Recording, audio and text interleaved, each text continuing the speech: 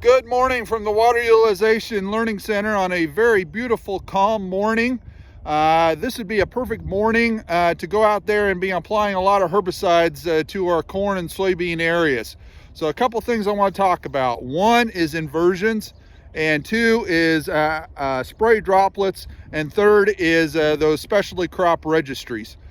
So when we look at it, so inversions is one of those things we really got to keep in mind first thing in the morning or late in the evening. That's where we've got a cold air mass trapped underneath a warm air mass. So think about fog early in the morning where you see it in low-lying parts of the field. And that fog is going to be obviously water droplets that are trapped underneath that warm air. And so you take that analogy to when you're applying a herbicide with, let's say, a flat fan nozzle, you're producing a lot of fines. Those fines can get trapped in that inversion zone, and then they move horizontal to the ground. And then when the ground or when the air starts mixing, because you've got some wind blowing that around, they fall out of suspension onto a sensitive crop. And that's where we can really see some unintended consequences and damage to a sensitive crop when you've got those particles that were trapped in that inversion zone. So just keep that in the back of your mind. You got to be able to recognize when you have an inversion out there, or you can make sure that you've got some air being mixed around. And so as we look at here, we've got some a little bit of wind. You can see here in the dirt or the dust is moving around. And so we've got just around 3-mile-an-hour wind.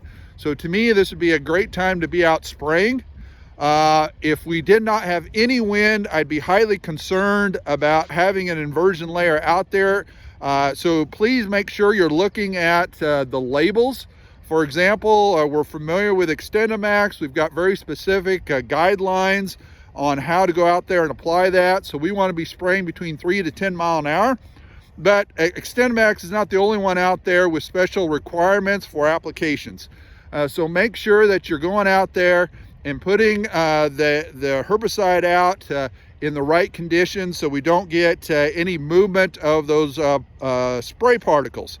And so back to spray particles, you've got air induction nozzles that produce very big droplets versus a flat fan nozzle that will produce a lot more fines.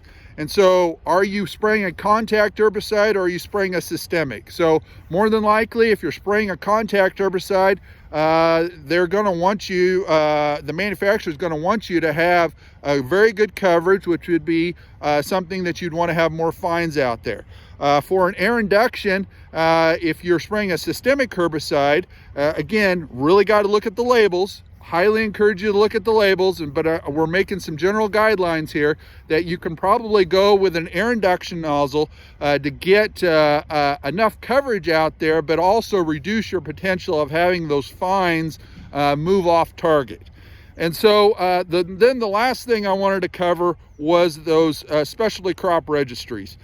Please go out there and look at and see if there's any specialty crops in your neighborhood where you're going to be spraying at, because again, there are more of these specialty crops popping up.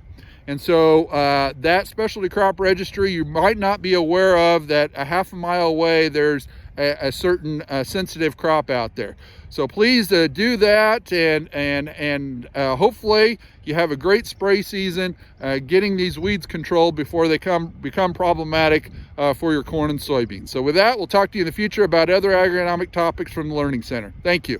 Thanks for watching this video from the Gothenburg Water Utilization Learning Center. For more information, please call 308-537-4500.